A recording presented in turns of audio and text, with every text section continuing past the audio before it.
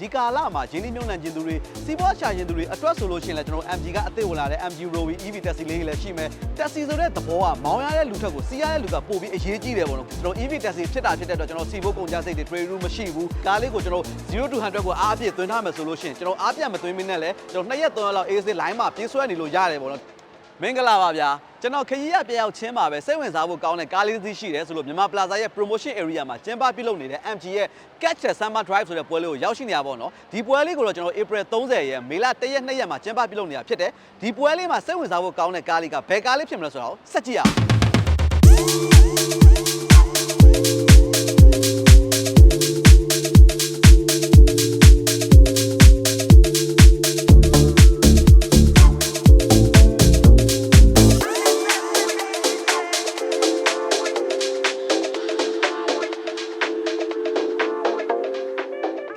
ဒီကားလေးပဲဖြစ်ပါတယ်ဒီကားကတော့ MG ကနေမှအသစ်ရောက်ရှိလာတဲ့ MG Rovi D6 ဆိုတဲ့ကားလေးပေါ့နော်ဒီကားကလူစီးလေးတော့မဟုတ်ဘူးကျွန်တော်တို့ taxi လေးဖြစ်တယ်ပေါ့နော်ကျွန်တော် MG taxi နဲ့ပတ်သက်ပြီးပြောရမယ်ဆိုလို့ရှိရင်ရှေ့ MG5 ဆိုလို့ရှိရင်လည်း market ထဲမှာတော်တော်လေးလူကြိုက်များတယ်လို့ပြောလို့ရတယ်ဘာဖြစ်လို့လဲဆိုတော့ तू ကနည်းနည်းလေး premium ဖြစ်တယ် luxury ဖြစ်တယ်ဆိုတော့ vibe ကိုခံစားရတယ်ပေါ့နော် taxi ဆိုတဲ့သဘောကမောင်းရတဲ့လူထက်ကိုစီးရတဲ့လူကပိုပြီးအရေးကြီးတယ်ပေါ့နော်ကိုငှားလိုက်တဲ့ကားလေးကိုစီးနေတဲ့ကားလေးကလုံးဝ mic တယ် premium ဖြစ်တယ် luxury ဖြစ်တယ်ဆိုလို့ရှိရင်စီးရတဲ့လူကလည်း satisfy ဖြစ်တယ်ဟာငါးလိုက်တဲ့ကားလေးကမစိုးဘူးပေါ့နော်သွားရလဲတသားတသားရှိတယ်ကျွန်တော် aircon ဆိုလဲ AC ရတယ်ထိုင်ရတဲ့ feeling ကလည်းအရန် mic တယ်ဆိုလို့ရှိရင် तू ကနောက်တစ်ခေါက်ငှားမယ်ဆိုလို့ရှိရင်လည်းဒီကား model မျိုးရွေးငှားကြတာများတယ်ပေါ့နော် MG5 ကလည်းငကိုတွေက luxury လည်းဖြစ်တယ် premium လည်းဖြစ်ပြီးသားဖြစ်တဲ့အတွက်ဈေးကွက်ထဲမှာနေရာရပြီးသားကားလေးတစ်စီးဖြစ်တယ်ပေါ့နော်အခုနောက်တစ်ခေါက်ရောက်ရှိလာတဲ့ကားလေးကတော့ MG Rovi D6 ဆိုတဲ့ကားလေးဖြစ်တယ်ပေါ့နော်ဒီကောင်လေးကတော့ seating လေးဖြစ်မယ်ပေါ့နော်သူ့ရဲ့အတွင်းခန်းကလည်း MG5 လိုပဲတောင်းတရှိတယ် premium ဖြစ်တယ်ဆိုတော့ 5 ကိုအပြည့်အဝခံစားရတယ်ဒီကာလမှာပေါ့နော်ကျွန်တော်ဒီကိုပတ်စံကိုရင်းနှီးမြှုပ်နှံခြင်းနဲ့စီးပွားရှာခြင်းနဲ့ဆိုလို့ရှိရင်ကျွန်တော်ဒီ taxi လေးတစ်စီးထောင်စားဖို့စဉ်းစားနေရဆိုလို့ရှိရင်တော့ဒီကားလေးကတော်တော်လေးအဆင်ပြေတဲ့ကားလေးထဲမှာပါတယ်ပေါ့နော်ကျွန်တော်စီးရတဲ့လူတွေလည်းအဆင်ပြေသလိုကျွန်တော်မောင်းရတဲ့လူအနေနဲ့ဆိုလို့ရှိရင်လည်း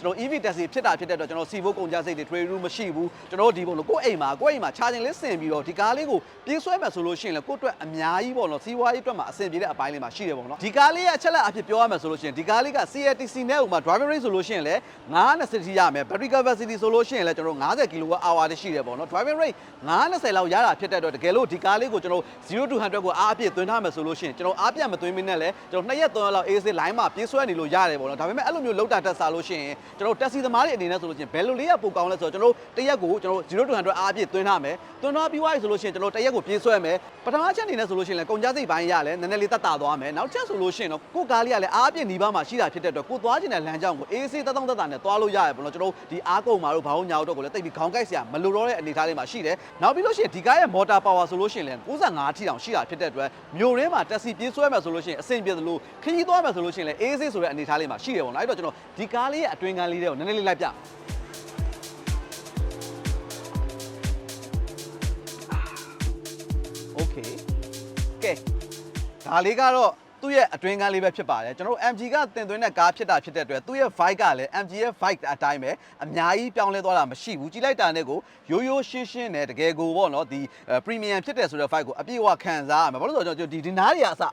ဒီနားတွေမှာသုံးထားတဲ့ဟာတွေအစားတော့လဲတာပဲသုံးမိထားတယ်နောက်ပြီးလို့ရှိရင်ဒီ taxi နဲ့ပတ်သက်ပြီးပြောရမယ်ဆိုလို့ရှိရင်ထိုင်ကုန်ကလည်းနည်းနည်းလေးအရေးပါတယ်တယ်မှာပါတယ်ဘာဖြစ်လို့လဲဆိုတော့ကျွန်တော်ဒီ taxi မောင်းတဲ့လူတွေအနေနဲ့ဆိုလို့ရှိရင်လည်းကျွန်တော်တနေ့ကုန်နီးပါးကကားထဲမှာပဲထိုင်ပြီးတော့ကားမောင်းနေရတာဖြစ်တဲ့အတွက်ဒီပေါ့နော်အောက်ကသုံးထားတဲ့လဲသားတွေတက်မရှိဘူးမာဆက်ဖြစ်နေမှာဆိုလို့ရှိရင်တနေ့ကုန်ကားမောင်းတဲ့ချိန်မှာကိုကလူကလည်းတက်မဖြစ်သလိုရေရှည်ပူလာဆိုတဲ့ feeling လည်းခံစားရမယ်ပေါ့နော်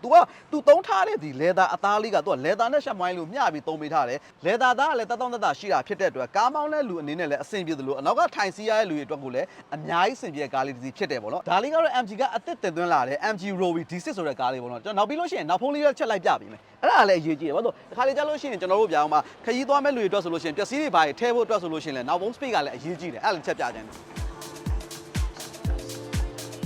ကဲနောက်ဖုန်း space လေးကြည့်အောင် okay အတွင်းက space ဆိုလို့ရှိရင်လည်းတော်တော်လေးကျယ်တာကိုတွေ့ရကျွန်တော်ကျွန်တော်အဲ့လိုလောက်လိုက်တဲ့ထီတောင်ပါပဲအနောက်ဘက်ကမထီသေးဘူးပေါ့နော်မထီသေးတာဖြစ်တဲ့အတွက်ကျွန်တော်ဒီထဲမှာဆိုလို့ရှိရင်လည်းကျွန်တော် luggage တွေဘာတွေဆိုလို့ရှိရင်လည်းကျွန်တော်အနည်းဆုံး3လုံးလောက်ကိုလှဲပြီးတော့ထည့်ပဲဆိုလို့ရှိရင် AC ထည့်လို့ရမယ်ဒါပေမဲ့ CD ဖြစ်တဲ့အတွက် SUV လို့တော့ခေါင်မြင်နေမှာမဟုတ်ဘူးသူကအတွင်းပိုင်းဇောင်းနက်တာလေးကတော့ဒီကားလေးရဲ့အသက်လို့ပြောလို့ရတယ်ပေါ့နော် ဒီပွဲလေးမှာဆိုလို့ရှိရင် MG Rowe ဒီစစ်ကားလေးတွေအပြင်ကိုဘယ်ကားလေးတွေပြသထားလေးလဲဆိုတော့ MG ရဲ့ Legends တွေဖြစ်တဲ့ MG S5 ကားတွေလည်းပြသထားတာဖြစ်တဲ့အတွက်စိတ်ဝင်စားရဆိုလို့ရှိရင်ဒီပွဲလေးကိုလာရောက်ဖို့တော့လည်းကျွန်တော်ဒီနေရာလေးကနေဖိတ်ခေါ်လိုက်ရပါတယ်ဗျာဒီပွဲလေးကိုတော့မြန်မာ Plaza ရဲ့ promotion area မှာ April 30နဲ့မေလ1ရက်နေ့တို့မှာကျင်းပပြုလုပ်နေတာဖြစ်တဲ့အတွက်မနက်ဖြန်1ရက်ပဲကြာမှာတော့တယ်အဲ့တော့ကျွန်တော်ဒီကာလမှာရင်းနှီးမြှုပ်နှံခြင်းသူတွေစီးပွားရှာခြင်းသူတွေအတွက်ဆိုလို့ရှိရင်လည်းကျွန်တော် MG ကအသစ်ဝင်လာတဲ့ MG Rowe EV တက်စီလေးတွေလည်းရှိမယ်ဒါအပြင်ကိုကျွန်တော် MG ရဲ့ Legends တွေဖြစ်တဲ့ MG S5 ကားတွေကိုလည်းပြသထားတာဖြစ်တဲ့အတွက်စိတ်ဝင်စားရဆိုလို့ရှိရင်ဒီနေရာလေးကိုလာရောက်ဖို့တော့လည်းကျွန်တော်ဒီနေရာလေးကနေဖိတ်ခေါ်လိုက်ရပါတယ်ဗျာကျွန်တော်နောက်ထပ်ပိုင်းတွေမှာပြန်တွေ့ကြအောင်ပေါ့ကျွန်တော် Just Strike ကတစ်ချုံပါ